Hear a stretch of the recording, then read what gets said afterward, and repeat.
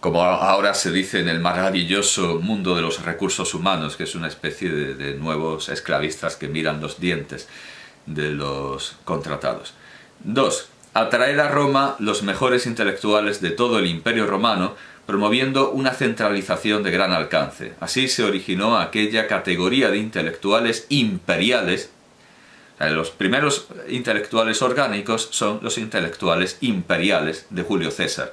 Aquella categoría de intelectuales imperiales de Roma que continuó con el clero católico y que tantas huellas dejó en la historia de los intelectuales italianos, con su característica de cosmopolitismo hasta el siglo XVIII. Lo que quiere Lenin y lo que quiere Gramsci, seguidor de Lenin, es crear seguidor también de Croce en lo intelectual, ahora se verá eso. Lo que quiere es crear un gran imperio. Lo que quiere, sin duda alguna, es un imperio como el romano, como el pontificado, que también tiene esa visión imperial, universal, cosmopolita, y lo que está estudiando son otros imperios, tomándolos como modelo.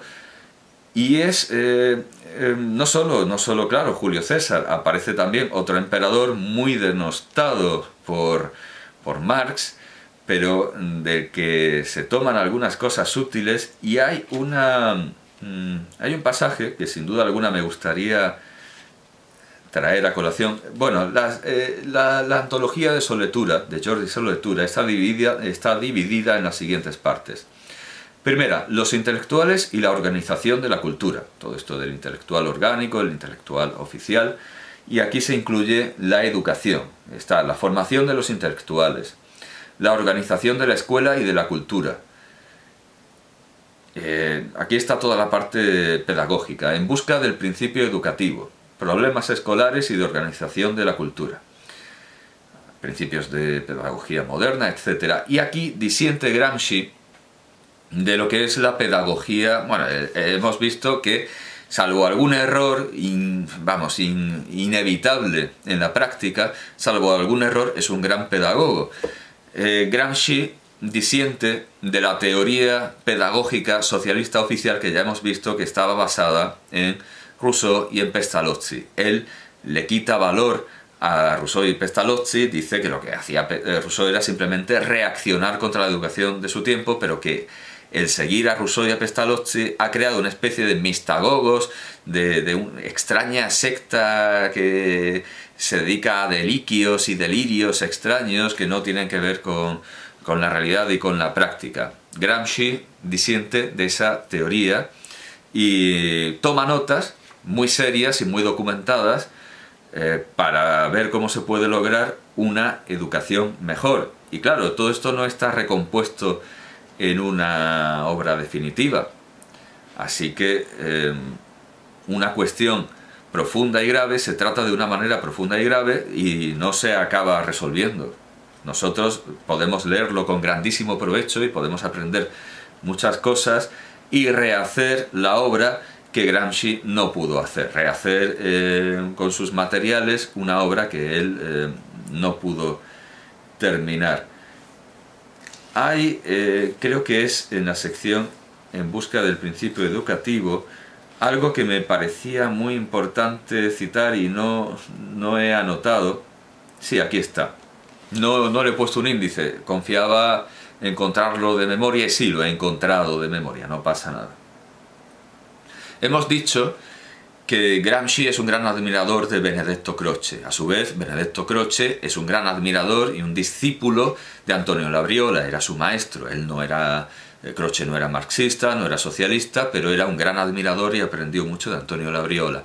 Entonces, ahora, en este momento, Antonio Gramsci, buscando la mejor educación posible, acude a sus maestros, a Croce, y se va a encontrar con que Croce cita a Antonio Labriola. Vamos a ver qué encuentra. En los libros de Benedetto Croce se pueden encontrar dispersos algunos de estos elementos y fragmentos. Elementos y fragmentos de lo que se sabe sobre Labriola. Así, por ejemplo, en las Conversazioni, y lo pone con dos zetas, un error, evidentemente, en las Conversazioni Critiche, segunda serie, página 60-61, bueno, esto encontramos en Croce, y sobre la Briola. ¿Qué haría usted para educar moralmente a un papú? Es decir, la papúa, que forma vamos, Papúa por un lado, Nueva Guinea por el otro. Esta gente que se pone colmillos de jabalí en la nariz y que lleva a veces una funda de calabaza para el pene. Bueno, ¿qué haría usted para educar moralmente a un papú? Que además son muy machistas y los hombres no hacen nada, directamente nada, y las mujeres lo hacen todo, están ahí trabajando con los cerdos. Los hombres lo único que hacen es pasearse con sus calabazas penianas, con sus calabazas en el pene y ya está. Preguntó hace años uno de nuestros escolares al profesor Labriola en una de sus lecciones de pedagogía, presentando objeciones contra la eficacia de la pedagogía. Provisionalmente, contestó con sequedad vickiana y hegeliana el hebartiano profesor, es decir, toda la línea resuelta y denunciada con adjetivos. Sequedad vickiana, hegeliana, el hebartiano profesor. Provisionalmente lo reduciría a la esclavitud. Esta sería la pedagogía más adecuada al caso y debería verse la posibilidad de empezar a enseñar algo de nuestra pedagogía a sus nietos o bisnietos. Esta es la respuesta de Labriola, dice Gramsci. Esta respuesta de Labriola ha de relacionarse con la entrevista que concedió sobre la cuestión colonial, Libia, hacia el año 1903, e incluida en el volumen de los Scritti Vari di Filosofia e Politica. Ha de relacionarse también con el modo de pensar de Gentile sobre la enseñanza religiosa en las escuelas primarias. Bueno, la reforma de Gentile, que concedía utilidad a la religión. Parece que se trata, dice Gramsci, de un pseudohistoricismo, de un mecanismo bastante empírico y muy próximo al evolucionismo más vulgar. Se podría recordar lo que dice Bertrando Spaventa a propósito de los que siempre quisieran mantener a los hombres en la cuna, es decir, sometidos al momento de la autoridad que, sin embargo, educa a los pueblos inmaduros para el goce de la libertad y conciben toda la vida de los demás como una cuna. Hay una nota muy bien documentada, muy inteligente, muy erudita, como todas las de Gramsci. Dice: Hegel había afirmado que la servidumbre es la cuna de la libertad. Para Hegel, como para Maquiavelo, el nuevo principado, es decir, el periodo dictatorial que caracteriza los inicios de todo nuevo tipo de Estado, y la servidumbre que lo acompaña, se justifican únicamente como educación y disciplina del hombre todavía no libre. Esto es de Spaventa, en Principi di Etica, apéndice Nápoles... Bertrando Spaventa, en Principi di Etica, Nápoles 1904, comenta oportunamente, una cita de Spaventa: pero la cuna no es la vida. Algunos desearían que no abandonásemos nunca la cuna. Un ejemplo típico de cuna que dura toda la vida es el proteccionismo aduanero, propugnado y justificado siempre como cuna, pero que tiende a convertirse en cuna eterna. Es una cuestión difícil la de la educación, por supuesto, y si de un lado ve que el rusonismo, el rusonianismo, el pestalozzianismo no sirven, eso lo sabe todo el mundo, esos ideales que pretenden evitar que el alumno, el niño, sea un esclavo, cuando va a buscar a gente brillante e inteligente, a sus maestros, a Croce y al maestro de Croce, Labriola, se encuentra con estas atrocidades, estas barbaridades. ¿Qué haría usted para educar a un papú? Pues reducirlo a la esclavitud y luego ya con sus bisnietos, ya veríamos, ya los iríamos educando.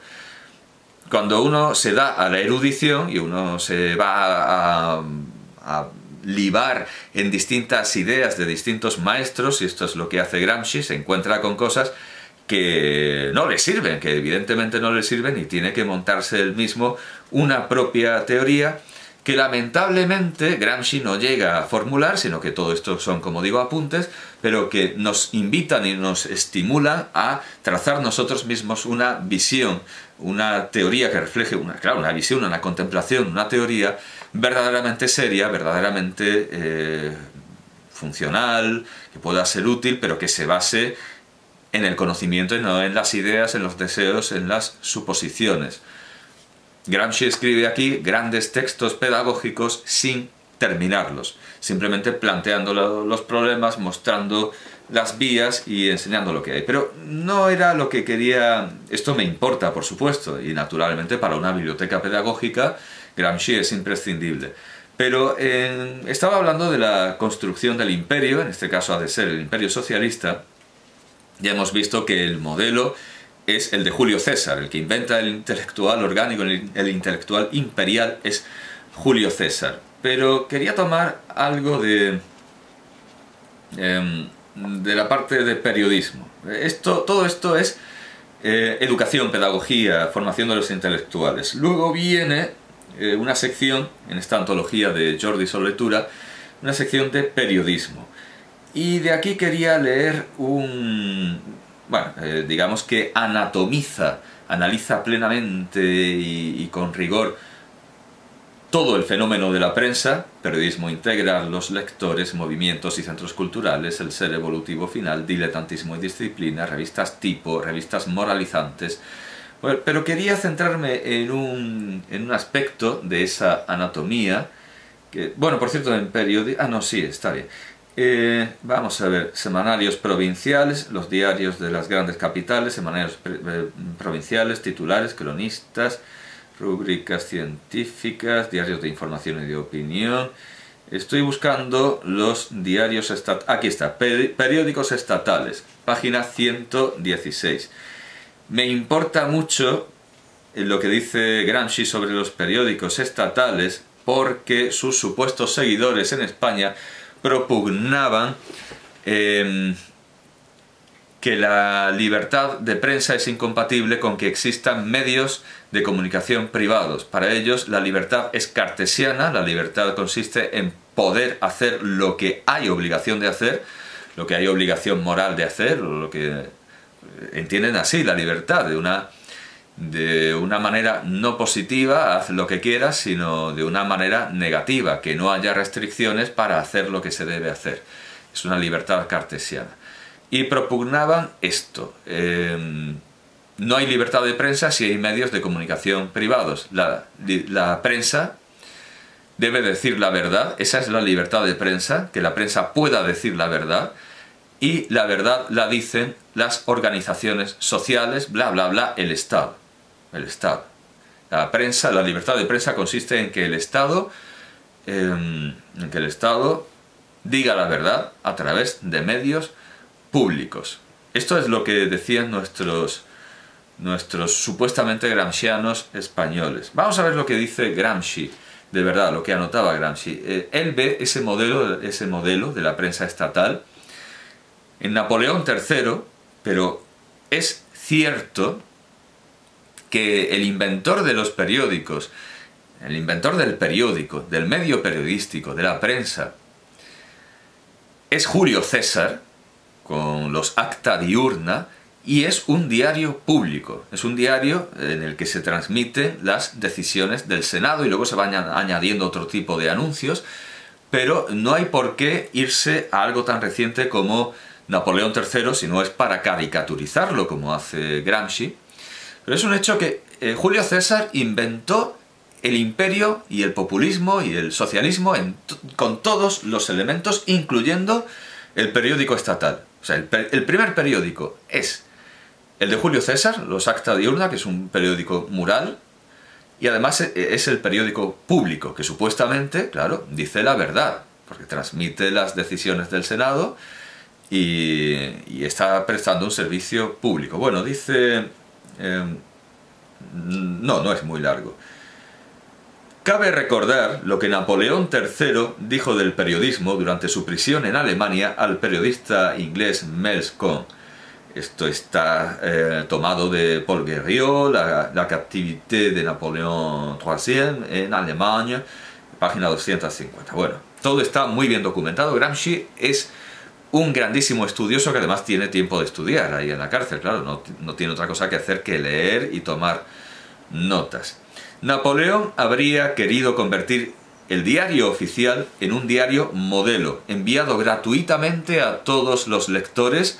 En el caso de César no hacía falta ese gasto ni esa provisión, porque al ser mural todos los romanos lo podían verlo sin necesidad de un gasto. Estaba, por así decirlo, en la casa de todos los romanos. El que quería copiarlo, que lo copiara, o el que quisiera contarlo en su casa, que lo contara. Estaba al alcance de todos los romanos. Julio César inventó el imperio con todos sus elementos.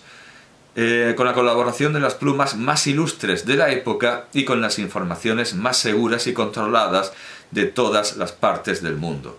Solo se excluiría la polémica reservada a los periódicos particulares, es decir, es posible la polémica, pero no en el diario estatal. El diario estatal presenta la verdad o la información, la verdad o lo útil y lo bello. O sea, presenta la trinidad, la tricotomía platónica. Presenta lo bello porque quiere las mejores plumas, los mejores artistas.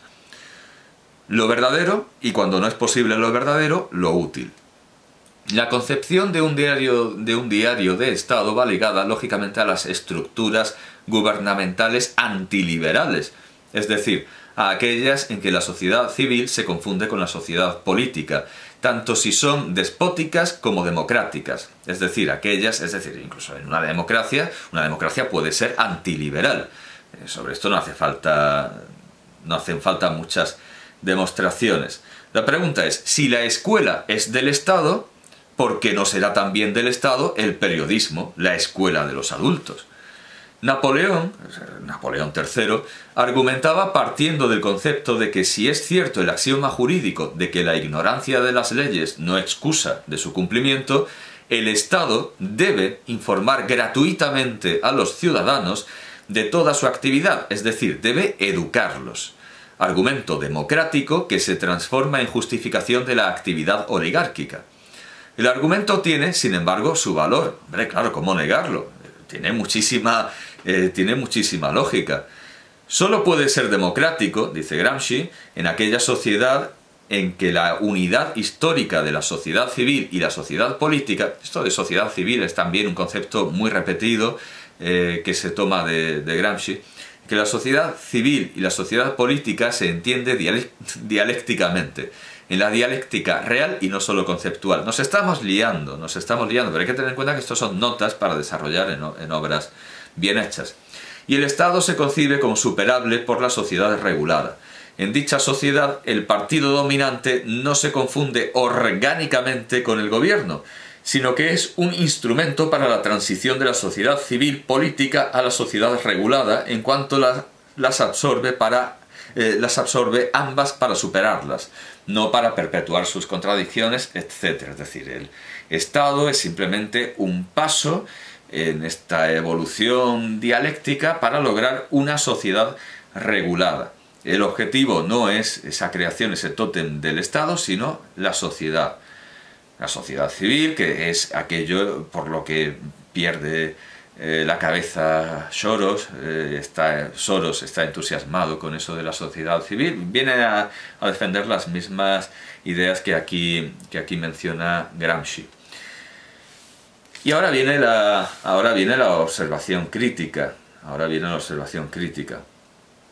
A propósito del régimen periodístico bajo Napoleón III, cabe recordar el episodio del prefecto de policía que amonestó a un periódico porque en un artículo sobre los abonos agrícolas no dijo clara y resueltamente cuál era el mejor abono. Según el prefecto, con ello se contribuía a dejar al público en la incertidumbre y era vituperable por parte de la policía.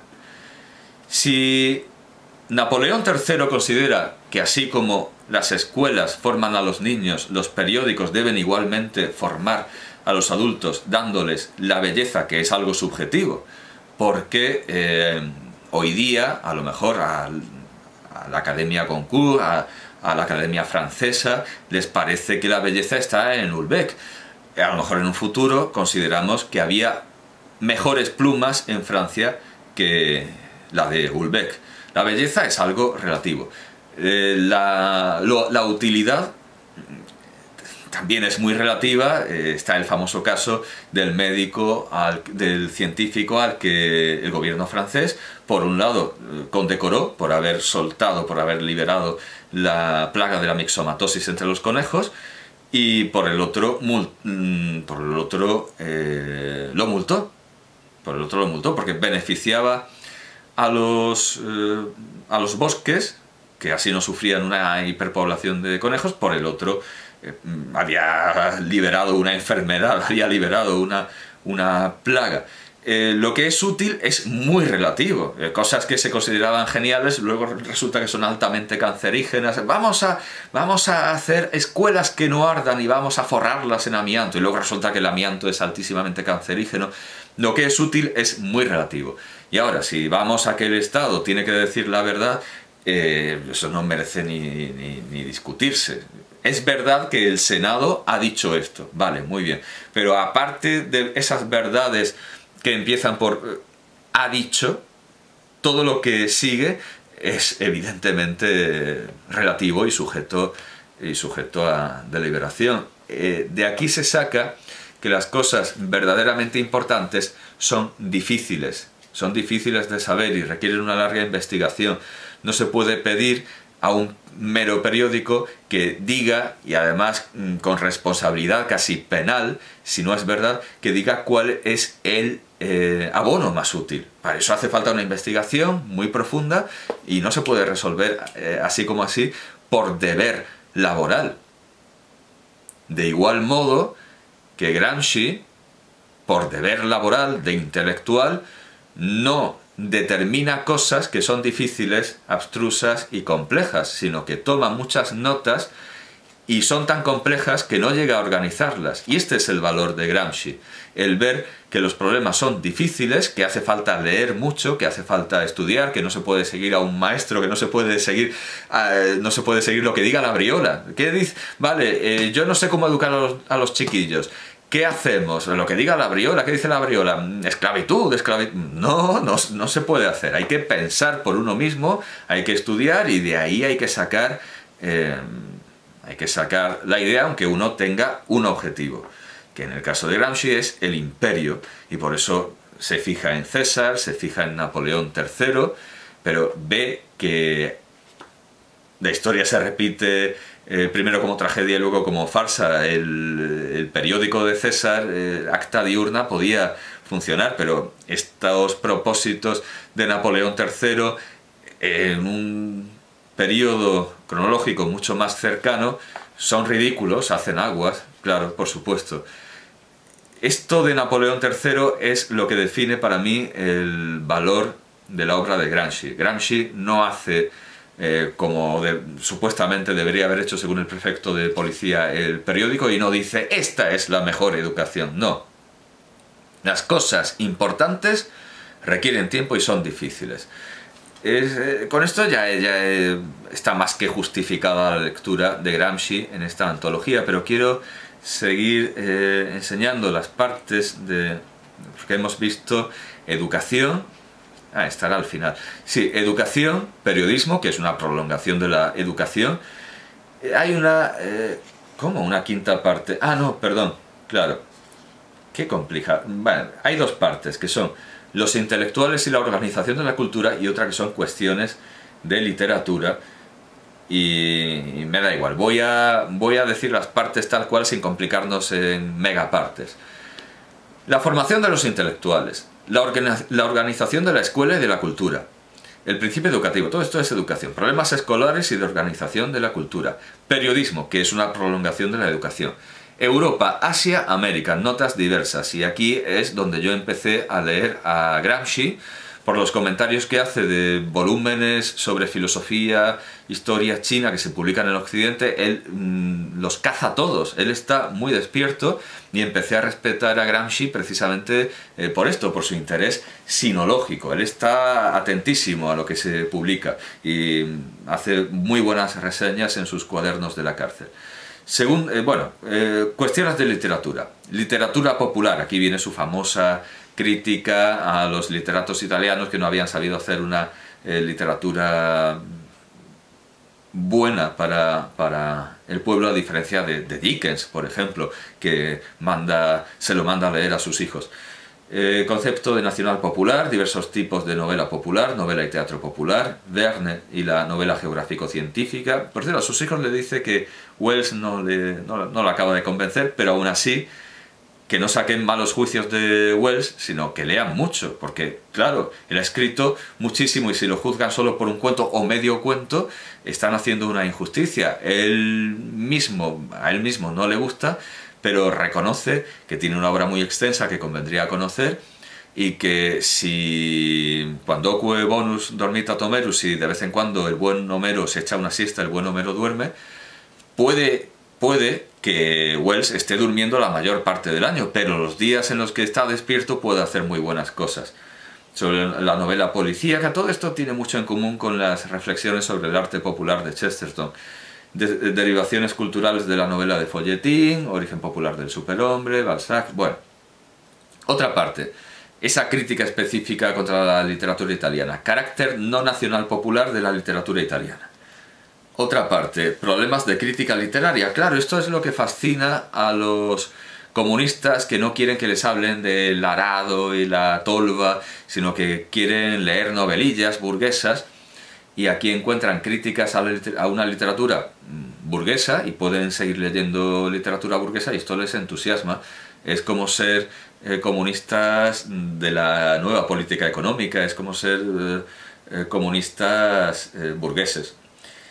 En lo cultural, en lo intelectual. Bueno, críticas literarias, notas para una introducción al estudio de la gramática, esta es una parte y observaciones sobre el folclore, y también ya una selección de problemas culturales y políticos. Como digo, todo esto son apuntes llenos de erudición, de buenas comparaciones, de buenas conexiones, y es un autor que merece ser leído con tranquilidad, de una manera amistosa, nada pedante, nada farragosa. No hay que dejarse llevar por esos arranques que a veces tiene de terminología y que yo entiendo que no se debe más que a una acumulación de anotaciones, como puede ocurrir en la obra de Flariansky, para una obra posterior mucho más clara. Y testimonio de eso es esta obra dedicada, estas cartas dedicadas a sus hijos, en los que le importa ser claro, aunque es cierto, a veces cae en la tentación de la terminología abstrusa, de lo improcedente y de lo inconveniente y de lo que no se adapta al decoro de la situación, y se pone a hablarle a unos niños en términos de dialéctica hegeliana y de lucha ideológica. Es cierto que es un vicio que tienen los marxistas, es un vicio de escuela, pero ante todo Antonio Gramsci es un erudito, es un gran lector que ama la verdad y quiere clarificarse el pensamiento, quiere aclarar su mirada, sus ideas, y quiere llegar por medios honestos y laboriosos a un objetivo que él se ha trazado, que es esta hegemonía, este imperio socialista. Por lo tanto, sacudámonos esos prejuicios que podamos tener contra Gramsci por culpa de sus malos discípulos y leamos directamente a Antonio Gramsci.